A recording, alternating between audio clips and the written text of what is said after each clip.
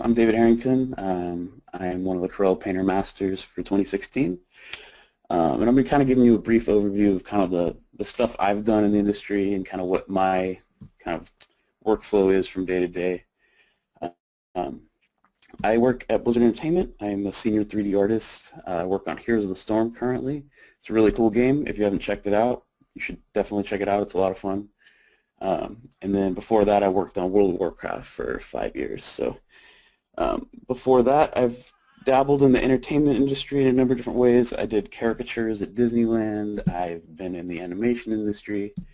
I've been at other game studios before I was at Blizzard. So been in the industry about 10 years. So I have a good amount of experience there, but hopefully some of the stuff I can show you guys today will be pretty informative. So what you're looking at here is just kind of some of the work that I've done on Heroes of the Storm. A couple different props, a couple different concepts for different things. This big piece right here is just kind of a personal piece that actually ended up kind of influencing some of the stuff we did later on in that specific environment. But yeah, so also in addition to doing a lot of concept art and a lot of kind of 2D illustration stuff, I do a lot of 3D work. So I have a heavy background in kind of ZBrush and 3ds Max, and in the games industry it's kind of important that you are diverse in your skill set.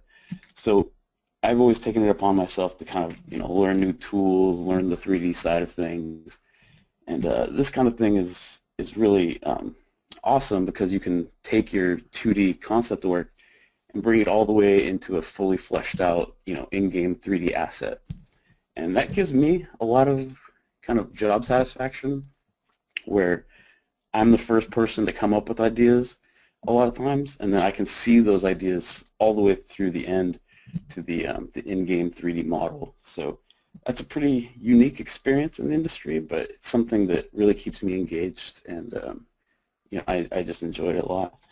So I'll just go over a couple of things here. Hey, David, just a Yeah. quick question for you. So you mentioned you're using a 3D tools. Which 3D tools are you using? Typically ZBrush is kind of my go-to. I love ZBrush. It's ever since I started using it, it's more of like an artist 3D tool as opposed to some of the other ones that started off as kind of AutoCAD programs, like architectural programs, are a little less artist-friendly. The ZBrush is more the artist-friendly 3D software, so that's my go-to. But I will use 3ds Max or Maya sometimes too. Okay, great. Thank you. Yeah, for sure. So this is kind of just a personal piece, something a little bit different than I would normally try, kind of like a sci-fi environment, using a lot of the glow tool for a lot of the stuff that's a lot of these emissive points. Glow tool and painters super useful for that kind of stuff. So all this stuff is kind of done with the glow tool. A couple more 3D assets here for Heroes of the Storm. This was Manowell for the Heaven and Hell battleground we did. A lot of fun, really aggressive shapes, a lot of kind of dings and nicks. We want kind of like a demonic forgery kind of look to this stuff. So that's something that was kind of a visual development hit we wanted to get across. It was kind of a canon for one of our newer battlegrounds. So you'll notice that a lot of this stuff is pretty high detail. We want it to feel like there's a story, like there's a history to a lot of these, these little filigree points and stuff. Like all these little things that you see here and there, they all have like a meaning to them. So it gives it the world we create a sense of story and a little bit more depth. So it's not just like a generic canon. This canon has like a world that's associated with. So this is kind of the similar kind of thing. This is more of a 2D concept that I made in Painter just for fun. But the important thing that I wanted to get across is that there's kind of like more to this image than what you see. There's like a story behind it. Like, why is there this skull thing here? Why is there these totems with these faces on it? What's with this gem? Like, if I can get you to think about the world that I'm trying to create, more than just the image, then I've done my job as a concept artist. I've opened your imagination to new possibilities. And that's kind of the role of an entertainment artist, is to expand your imagination and allow you to kind of immerse yourself in a virtual world. This is kind of a quicker concept for Heroes of the Storm that I did. The important thing here is that it's just line art. Sometimes that's all we have time for, but if a modeler looks at this stuff, he can tell, because this is correctly drawn in perspective, exactly what he's supposed to model. So as a modeler, if you're not modeling this kind of stuff yourself, it's really helpful to have somebody think about this stuff ahead of time. So when you actually get into a 3D program, it's not so daunting. You have a kind of a game plan or a blueprint to follow. This was a piece. This was actually featured on the Corel Painter Get Inspired tab. I had a lot of fun making this piece. This was just for a personal project, but something like this in the games industry could be used as, you know, a promotional illustration or even a loading screen. A lot of times games these days have, or most games have, loading screens associated with them when the game isn't ready to boot up yet. And rather than just showing them, you know, a generic loading bar, you can throw like a, you know, pretty nice illustration in front of them for whatever 5-10 seconds it is, and it just makes the game feel like you're not taking a step out of the world to load the game. You can kind of take a step into the world to load the game. So that's a lot of fun. This was some more visual development for Heroes of the Storm. I absolutely love doing this stuff. This is like my bread and butter right here, like developing all the little props, all the little buildings, the little stylings between, you know, the different towns and stuff. This kind of stuff is just totally my my cup of tea, where I've been wanting to do this stuff since I was a kid. So I've always been drawing, you know, different worlds and different kinds of things that I wanted to create. So the opportunity to do this kind of stuff at work, it's just super awesome. It's a lot of fun. Hey, David, some of these houses, so some of the images that you're showing there, is it possible you would actually see those in the game itself? Oh yeah, all these are in the game. So these, not the 2D image, so this is a concept, and then somebody actually, or me, would build these in 3D, and then those would actually go into the game. But this kind of page, like a big page of kind of visual development like this, kind of sets the tone for the rest of the models that are going to be built. So it ends up being more like a style guide than a finished illustration. Okay, neat. And then there's a couple of technical questions coming up as well, and I'm not sure if you want to address them now or if you're planning on addressing them later, but there's a question on resolution. So what, in the 2D format, what's your typical resolution size? Typically, when I'm doing drawing, I go for a higher resolution so I can get a much finer line. But I typically go like about 3,000 height and then like a 5,000 width would be typical. It varies, you know, from time to time, but I've got a pretty beefy system both at home and at work, so the high resolution isn't much of a problem for me. But I find when I use smaller resolutions, it actually influences my design choices a little bit. So I don't like that, so I use a pretty high resolution. Okay, great. Yeah, it does actually. And you mentioned your systems. Of course, as soon as you did that, I had 4 questions come up on what type of systems you're running on. Oh yeah, so I use a Area 51 at home. It has a 6-core processor, so it's the 6-core i7 from Intel. Like I said, it's Alienware. It's got 16 gigs of RAM, solid-state hard drive, and that's usually pretty good for me. It has, let's see, I can't remember exactly the specs on the video card, but it's got a pretty beefy video card in there too. But it's just the one that came with Alienware, and it's worked pretty awesome for me for as long as I've had it. So, yeah. Okay, great. And then last question for you for a little bit, and then I'll let you get back to it, is your tablet. Do you use a Wacom tablet, or is there some other device?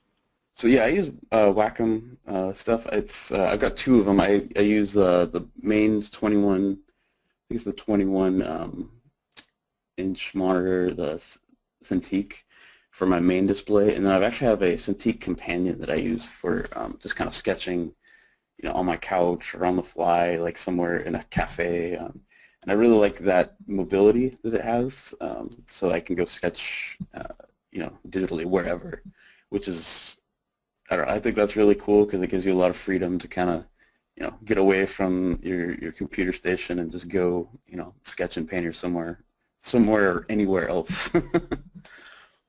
Right. Okay. Okay, great. Cool. All right. So this is kind of probably one of the last images I'll show before I start doing a little demo, but this is just kind of a personal piece I did for just kind of a story that I had in my mind, or kind of not necessarily a story, but kind of like a world I wanted to create, where there's like these cultists that are worshiping this like giant snake god who's in charge of this temple here.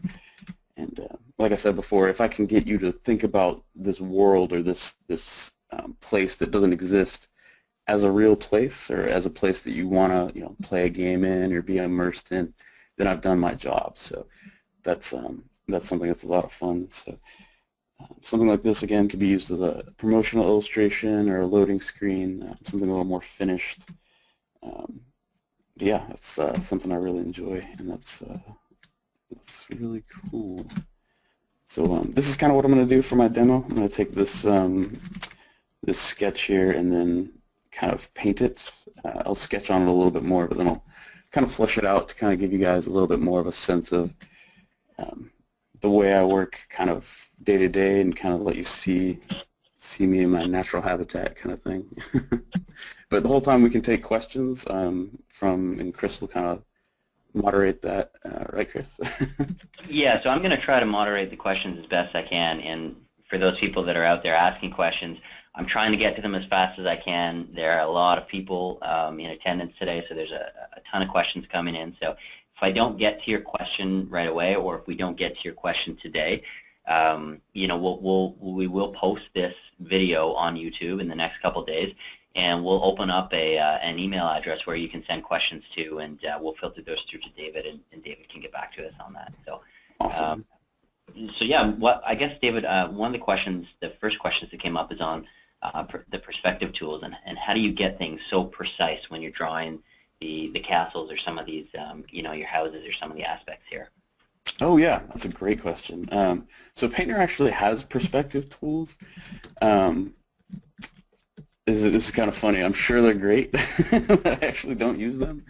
I use the pen tool in Painter because what it allows me to do is I can really control how many lines I want to put down. So what I'll do is I'll make a couple lines, and then I will use that path that I've created with the pen tool, and let's see here, and I'll just use that as kind of my my go-to. So you can see that I've put down two points.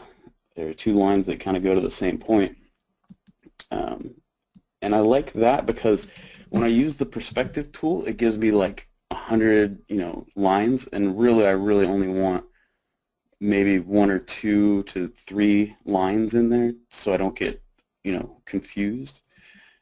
So that's the way I set up my perspective, and I actually do that in that video I made earlier, and I kind of explained, like, I do a drawing and then I put the perspective into it after the drawing is at a reasonable state, because otherwise it gets too stiff. So that's the way I approach it. There's no right or wrong way to do it, but this is kind of the way that I've found that kind of works the best for me. Does that answer that question? Yeah, that's perfect. Okay, cool.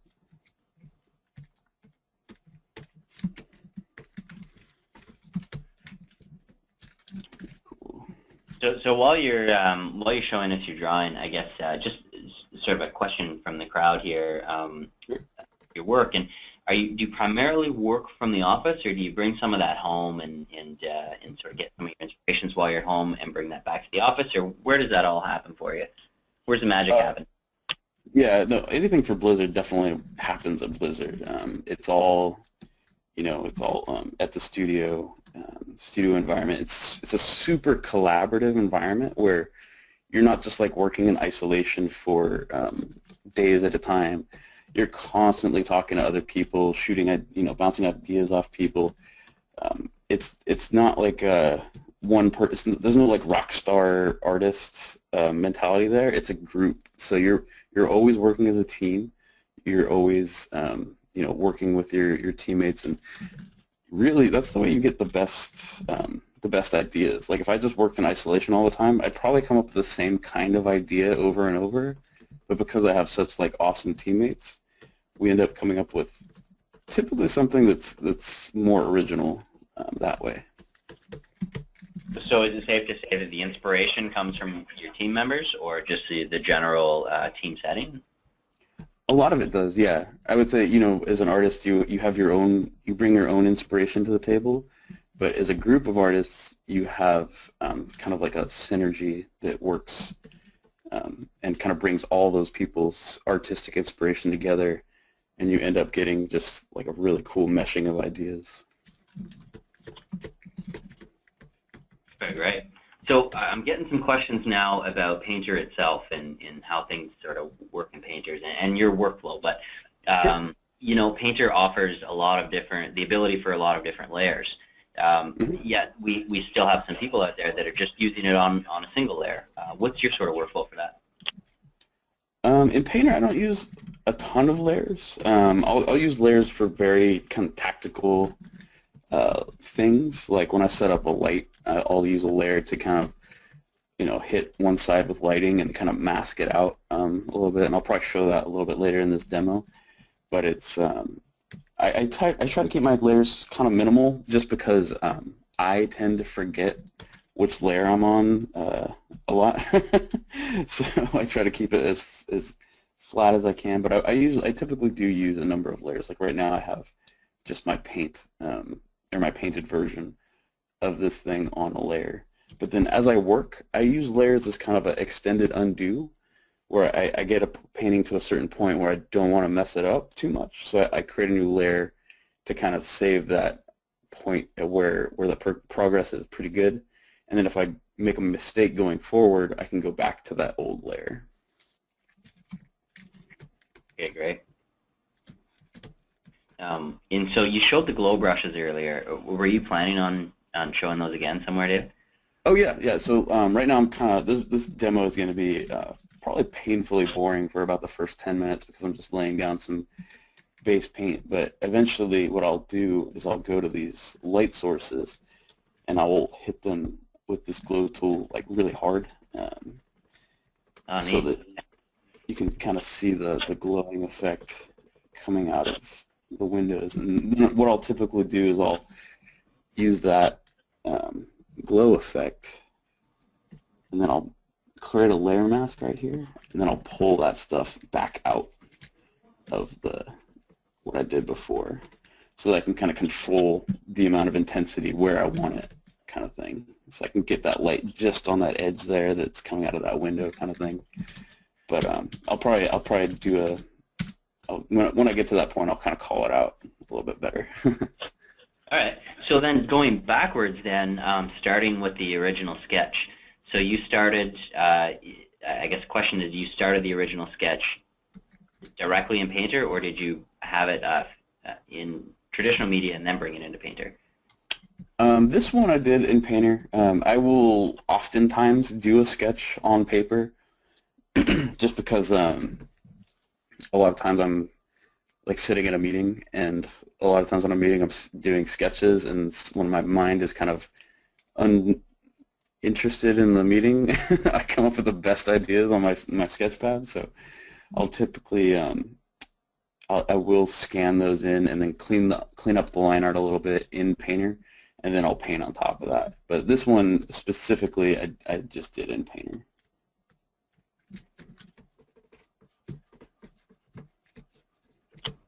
Okay, so I'm going to switch gears here for a second, and here's a question about more the industry and about breaking into the professional industry. And Sure. actually, I think you and I talked about this a little bit yesterday, David, is that, you know, there's a lot of fantastic artists out there, and not every artist has made it into, you know, for example, working for Blizzard Entertainment. So how did you make it? Like, how did you get to where you are today? So the biggest piece of advice I could give to anybody that's trying to get into the games industry specifically is to be a little bit more of a generalist. Be open to learning new software. Be open to learning 3D, learning, you know, ZBrush, the new technologies that come up, because the games industry is always changing, and you need people. The best way to get in is to kind of become proficient at one of the newer softwares that nobody is really comfortable with, especially the people that have been there for a long time. And then you kind of come in with that knowledge of the new software, and that gives you a little bit of a leg up on everybody else. But if you're more of a generalist, like if you have a good, solid, fundamental background about form language, shape language, like 2D stuff, and then if you're open to learning like the 3D stuff, you'll be a lot more versatile of an artist and just be easier to use in a production setting. And that's kind of the way I got in. I started, let's see, I graduated from Cal State Fullerton in I think 2008, and then I got hired as a concept artist at a studio called Seventh Studios right out of school. And the first thing that I kind of took away from that experience was how many more artists there are that do 3D than 2D. Like there was me and like one other guy that did concept art, and then there was like 40 people doing 3D art. But it's not like they're just doing 3D art. They're doing their own concepts. They're doing 2D stuff. They're iterating on their own you know, designs.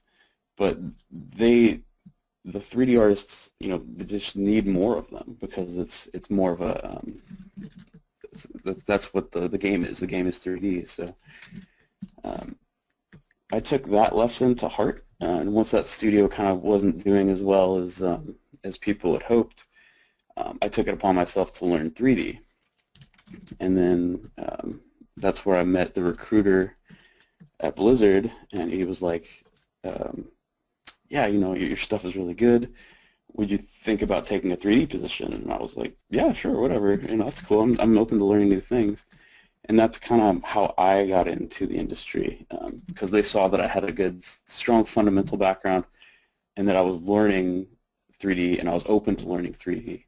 And that's kind of the way that worked for me. And since I did that, I feel like I'm so much more of a versatile artist where I can be thrown right into the middle of production on a 3D assignment or a 2D assignment. It doesn't matter to me, but not a whole lot of people have both those skill sets like ready to go for a production setting. So that's kind of my story, but you know, that's not the only way to go, but that would be my advice, would be to be open to learning new things for sure. That's awesome. Thanks for that, David. That's a good explanation. So jumping back on the painter side then, a lot of questions about your favorite tool sets. And so we're seeing a couple of them here. You've talked a little bit about the glow brush, but maybe you could sort of, as you're painting through here, tell us about some of the tools that you used to get here, and then as you're continuing, maybe talk about the tools that you're using at the time. Sure. So right now I'm just using digital water. This is like probably my favorite brush in Painter, where you can kind of layer it slowly, kind of like traditional watercolor, where you can work like this, where you kind of glaze in layer after layer to kind of build up some paint kind of slowly. And I like this brush because it kind of gives me an ability to work the ambient light into a drawing before I get into, you know, adding a key light or getting too carried away with like brush strokes and stuff. So it's kind of like underpainting. So I like that one a lot, and it really picks up a lot of the paper texture that I'm using, and it has this cool wet fringe feature that really makes it feel like watercolor. And then it's got the dry, you can dry the layers like on the fly, so I actually bind my hotkey to F5 for dry digital water, so I can add the layers and kind of layer it up more quickly than if I was just doing traditional painting. The other one I use a lot is this fine point pen. I think it used to be called the Scratchboard Tool when I started using it, like I don't know, years ago.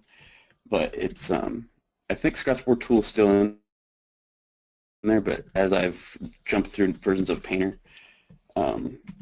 it's been, my brush has somehow been renamed to fine point pen. So it works really cool. It's got this really nice synthetic linear quality to it where it can get really thick and really thin really fast.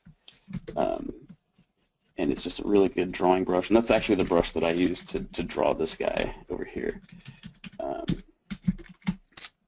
The other one I use a lot is this wet soft acrylic. This one is really cool. It'll actually, if you turn down the resaturation, it'll actually move or displace your paint underneath the paintbrush. So if you want to paint something with a lot of force or a lot of momentum, you can use this brush to really kind of move the paint that's underneath the brush around while still putting paint down. So it can really add a lot of dynamic quality to the paint. So if you're painting traditionally, you're using a lot of force, like on your oil painting, it kind of comes through. This brush kind of does the same kind of thing, which is pretty cool. And I don't know of any other painting software that has that. That's just awesome. This other one I use all the time is this grainy water. Let's see here. That's the one, grainy water. So it picks up the texture that's underneath. So the paper selection that I have, grainy water will pick that up and kind of blend the texture into whatever I'm blending, which is really, really cool. And then the other one I use a lot is pinch. So this is one of my newer discoveries in Painter. Maybe Chris would know when you guys added this brush, but it's amazing. It'll allow you, kind of like in ZBrush has a pinch tool, this brush allows you to pinch your line art, or pinch any edge down to a refined edge. So if I'm coloring one of these edges here and I want to just get rid of an edge, this pinch brush will pretty much eliminate that edge and just leave the tone there, so you can really work on your edge control. And that's actually a distortion brush, so that's pretty cool. That's pretty much the rundown of my brushes. Which brush library did you find that pinch brush in, Dave? It's under distortion. Okay. Yeah, I'm not sure when you guys added that one, but I found it like maybe a year ago, and I was like, what? Well, you're putting me on the spot, but that's all right. I think we added it in Painter 2015. Okay, and, I figured it was one of the newer ones because I hadn't seen it before, and like as soon as I tried it, I was like, I don't think you guys know what you have here. Like that pinch brush, that is so cool because when you're painting and everything's getting like super loose, I'll go back to one of my old paintings that you find something that's kind of loose. Like if this edge is kind of like loose, I can take that pinch brush and just make it super crisp. And that's I've never seen that in a painting software, so that's So it was a good find. Yeah. Yeah, so that's good stuff. And hey, David, so out of all the brushes that we have, as you know, Painter's got, we're closing in on about 1,000 different brushes now. Do you create your own brushes, or are you using the brushes that come standard with Painter? It's funny, I actually don't. I find the brushes in Painter to be good enough where I don't know what I would customize, because there's already so many good ones out there that I don't really create my own. I find the ones that are in Painter to be versatile enough to just use right out of the box. And I don't know, I think that's something that's cool about Painter, is that that stuff is already there. It doesn't have to be set up in addition to the rest of the program.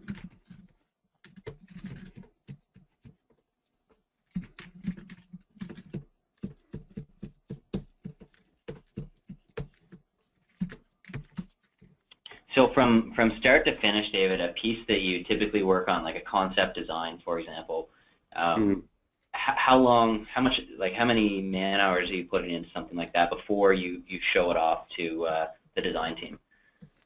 So typically something like the like a line art. Let's see here. Oop, too far. Something like this that is just line art. I usually have this done in about maybe a day. So maybe like 6 hours to 6 to 8 hours for something like this.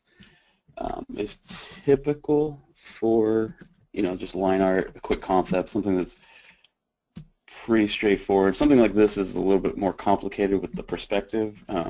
This takes about, I would say, probably about 10 to 12 hours for that. But then something that's more finished like this piece up here, this is about 40 hours. So that's typically what I ask for when I task out my my schedule. But everything has a little bit of a variability to it. So, but that's the ballpark for sure.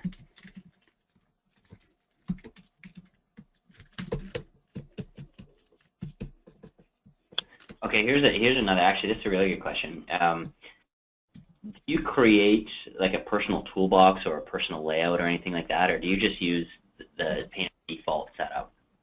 Oh, that's a really good question. I actually, I have this little custom palette that I make, and then I save that between. I save the .pal file between all the different Painter setups that I use. So I always have that open, so I can just select these whenever I need them.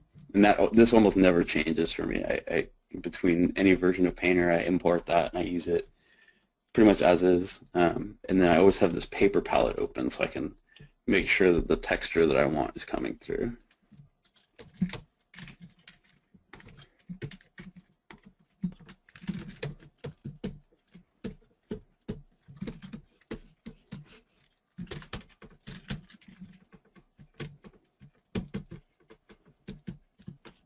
Yeah, here's another one for you, David. To add, so what key do you press to dry the water? So I custom bind mine in if you go to Edit, Preferences, Customize Keys. It's under Layers and then Dry Digital Water. I think by default, let's see if I go back up to default, it's Control-Shift-L, but that's a little bit Control-Shift. That's kind of not super convenient to my left hand, so I actually just put it to F5 because that's just simpler for me. But yeah, you can change all that stuff really easily with the customized keys.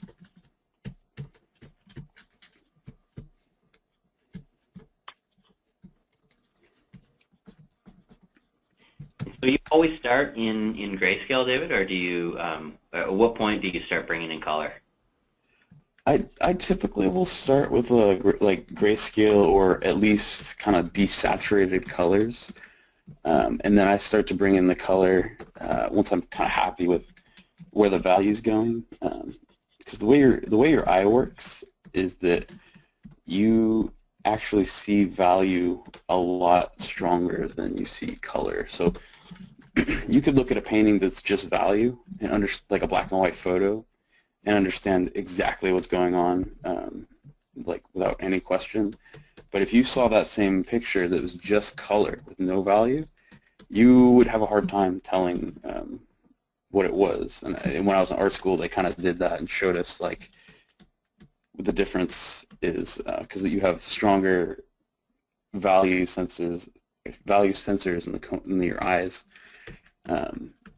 than you do color. So if I can get the value correct and looking right, then the color can be less perfect, but still the painting will succeed with its readability. That's the way I approach it. It's not, you don't have to go that way, but that's just kind of what works for me. And then this the background right now, what percentage of gray are you using for that?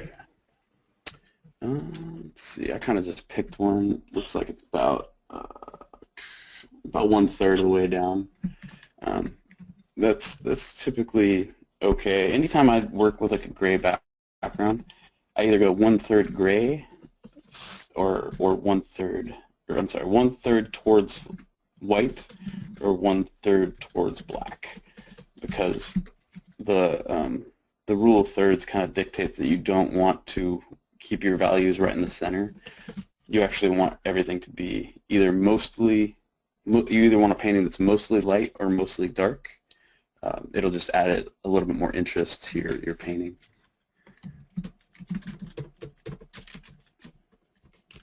Cool. So I'm kind of just finishing up my kind of ambient light paths here, and then I'll kind of start to block in some of the color at this point. So hopefully this will start looking a little bit more interesting.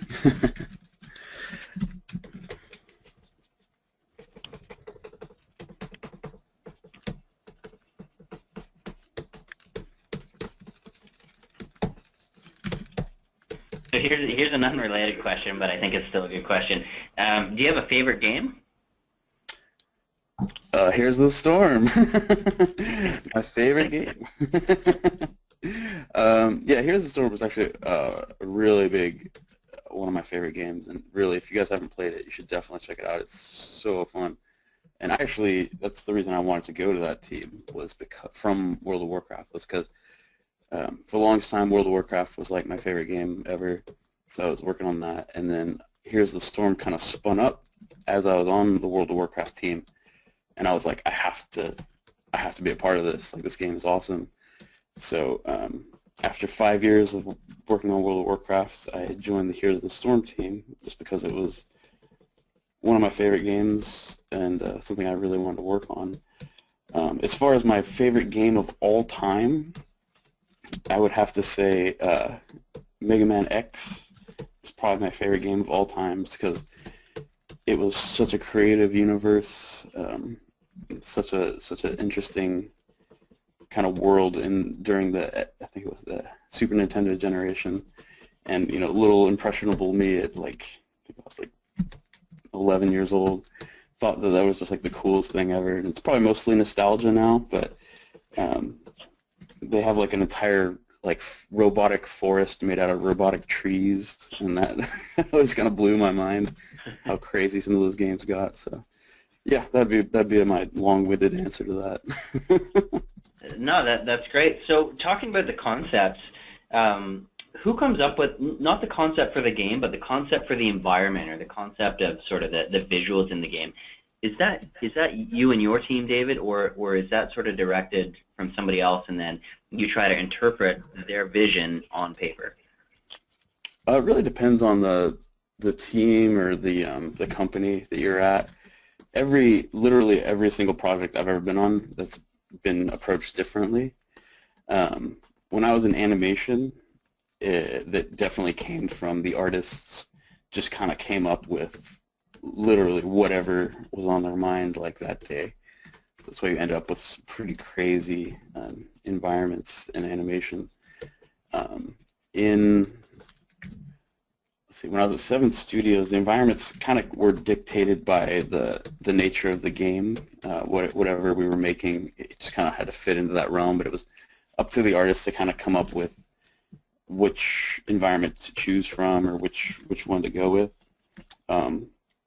At my current job, it bounces back and forth, where game designers are really focused on just making the game as fun as it can possibly be, and then the artists will kind of try to make it look as cool as possible and as engaging as possible. And I think what we actually make is kind of a result of that somewhat adversarial back and forth, where something that looks awesome isn't necessarily fun, and something that is really fun doesn't necessarily look awesome. So wherever those two things kind of collide is where the environment kind of comes from. I hope that answers that question. Yeah, I think we're done. And so, do you guys ever collaborate? So you mentioned that there were specific teams for specific games. Do you guys ever sort of cross-pollinate and sort of get some inspiration from one another? Oh yeah, that kind of stuff happens all the time. There's always, and again, it depends on which studio you're at. If you're at a really small studio, like my first studio, everybody just worked on every game that was going on. There was no dedicated members to any team. But at a larger studio, you will definitely have dedicated members to a specific team. And that's probably something I should mention is that if you're looking to work in the entertainment industry or games industry, the larger studios will want you to be more focused on one specific thing, one specific skill set, but the smaller studios want you to be way more generalized. So you'll be doing all kinds of different stuff. It kind of depends on what what you like. If you like doing a lot of different things, I would go for a smaller studio. And if you kind of like doing one thing and getting really good at that thing, I would go for a larger studio. So there's definitely some interesting things there. I had a friend one time that was he worked at a studio that was so small that he was not only art directing a project, he was the background artist, he was the character designer, and he installed the toilet in the bathroom. Crazy. So how many hours, for example, there's a question here, actually this is probably a great question about the industry, but during sort of crunch time, just before some of the critical deadlines, rumor has it that, it's 50 to 60 hours as an artist on site trying to get things going. Is that an accurate depiction? Again, it depends on the team. I've worked on teams where that is a reality, where that does happen. They try, I think the producers on most teams try to avoid that because as soon as you start working people too many hours, the quality of the product definitely starts to degrade. But there are studios out there that is just the reality all the time where they're constantly crunching.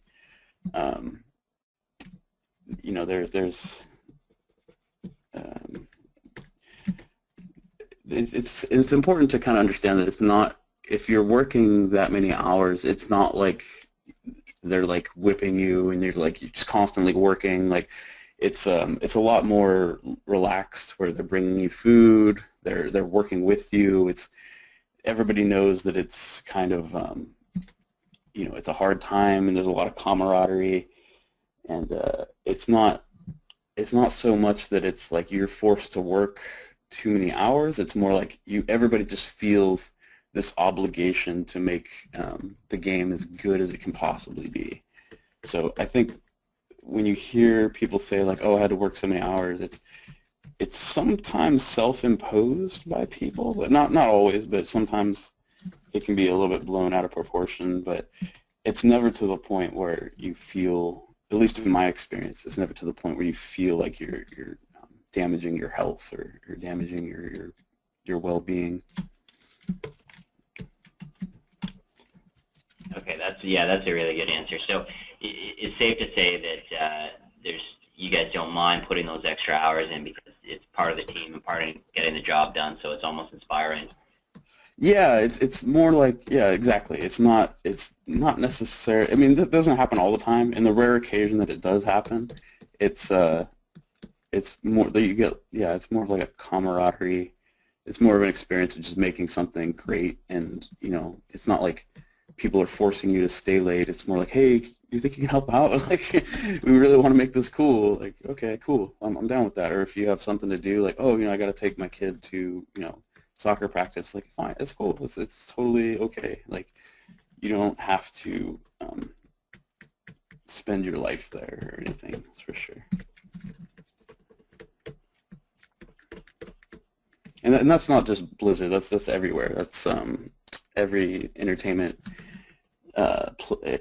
studio I've ever worked at has had some kind of crunch at some point. So it just kind of comes with the nature of gaming or animation, where at the end of the project, maybe some things didn't go right or some things didn't kind of come together as intended. So you want to make it as good as possible.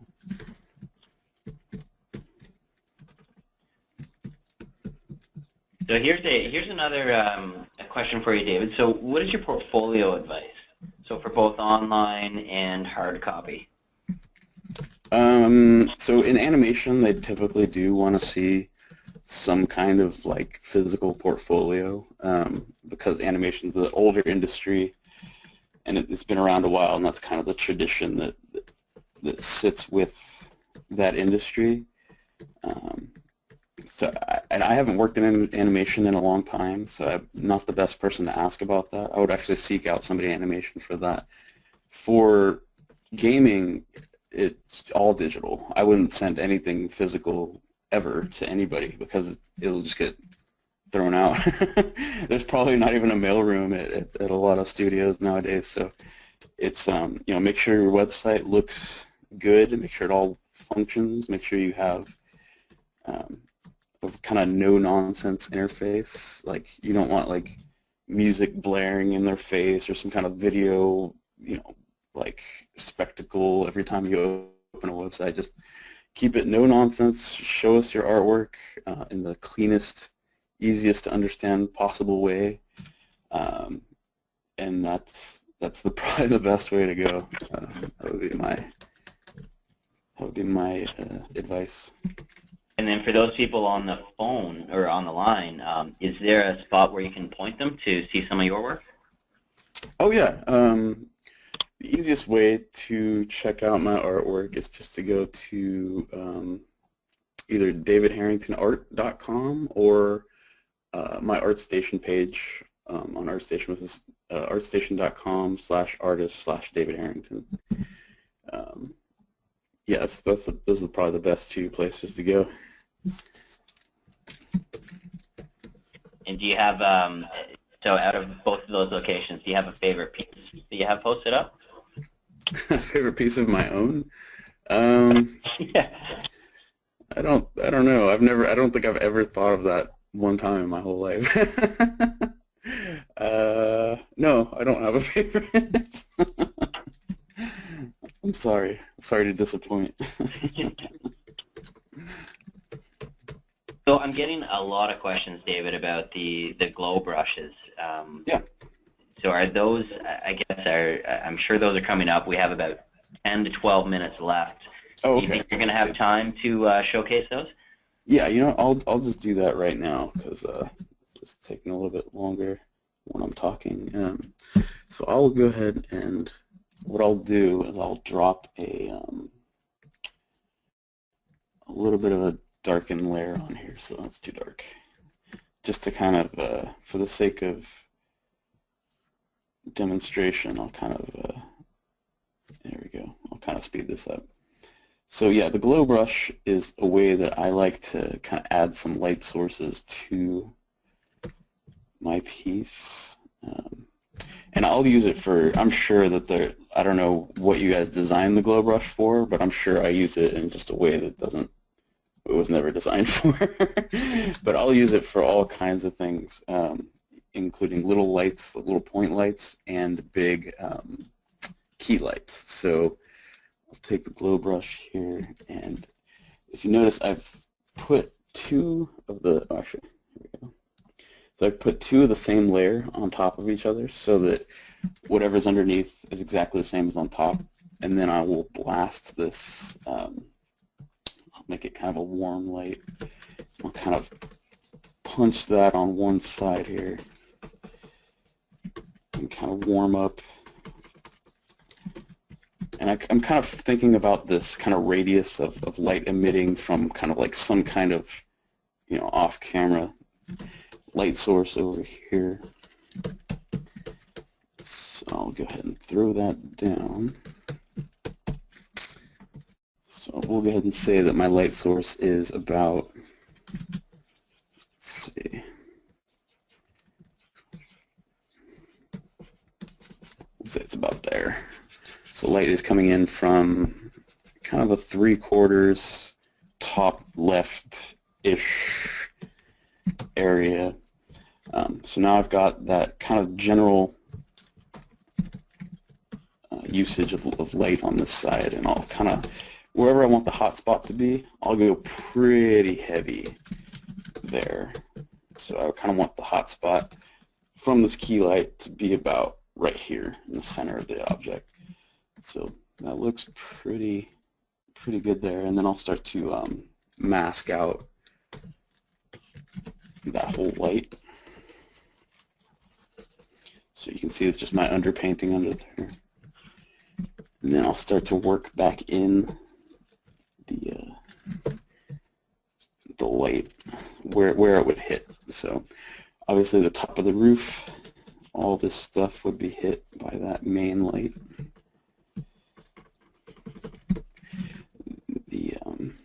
The deck here probably would get some light. So if I trace this line here, I can kind of calculate where the shadow is going to fall.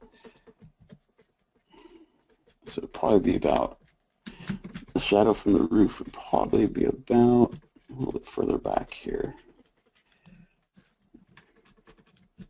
Yeah, so something like this. And I'm not super concerned with getting it perfect. It's just kind of close enough is good for a concept like this. Which brush is this, Dave? So this is actually, the one I laid down was the glow brush, but the one I'm using now in the mask, so I'm using a brush in the mask over here, is just my fine point pen. So I'll use that, and then I'll also use the grainy water in the mask, so I can kind of soften things. And that's something that's really cool, is you can use those blenders within the mask itself to really kind of refine that mask. And that's something in Painter that used to not work as well as it does now, like masking in general.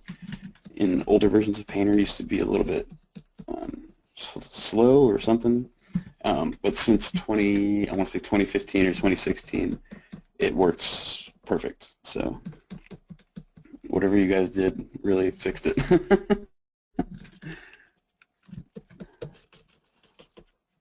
So David, we have about 8 minutes left. Yeah. And I don't think that I mean, as much as we'd all love to stay and watch you paint, I don't think that we're going to have time to stick around. Oh yeah, no worries. Is there anything else, like sort of out of your common daily workflow that you wanted to show that maybe you haven't shown yet? Yeah, I'll do the I'll just do like a quick finalization on this thing. Kind of like as if this was further along. I'll do kind of like my final touches would be. But, does that sound good? Yeah, that sounds great.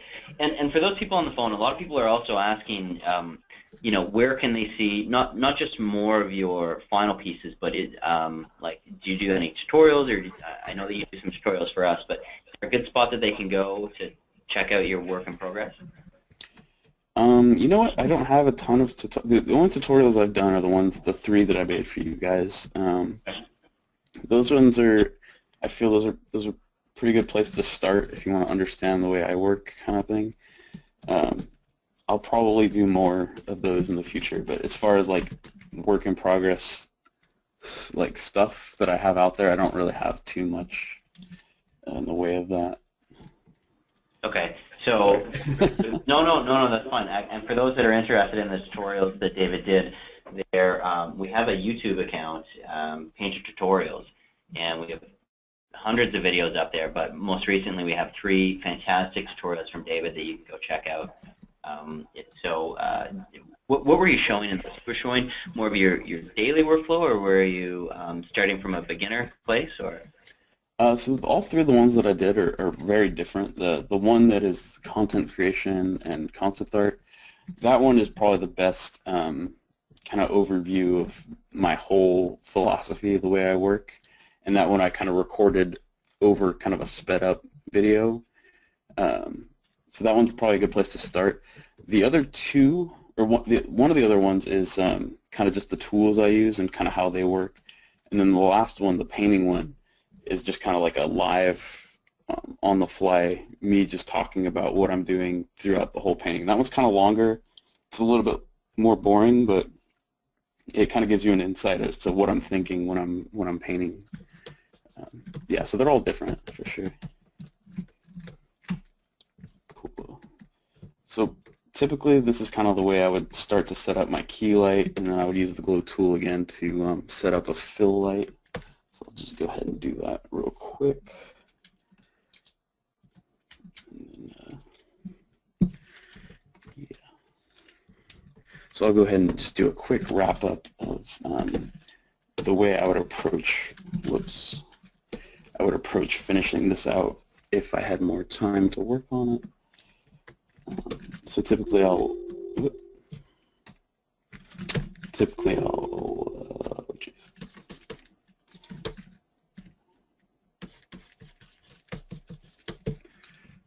So typically I will start to add something I call, or people call a fill, or a rim light, or a kicker. And that, what that does is just adds a little bit more dimension to your drawing, especially for something like this that's not a finished illustration or anything. It's just something that helps to get the silhouette to read in your concept. And this, what this is just simulating a light coming from directly behind the model, or directly behind the whatever it is.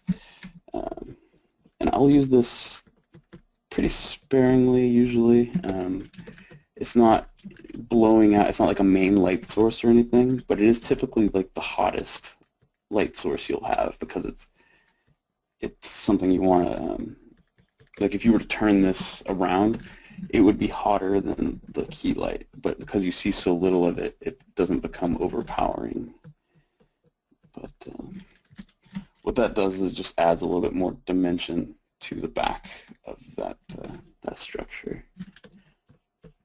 So I apologize for this not being the most finished demonstration ever, but answering questions over painting is not something I've done before. So. Yeah, but sorry, David, there were so many questions on the line, and I wanted to get as many through as I could. Sure. And for those out there, there was a ton of questions that I just couldn't get to, and I apologize for that. David, are you on social media? Is there a way that if people do have questions where they can get to you directly? Yeah, you can just ask. You can just send them to my email address. It's davidart20@yahoo.com. Okay, great. And then I guess, so this piece here, you haven't finished this piece, or do you have a finished version of this somewhere?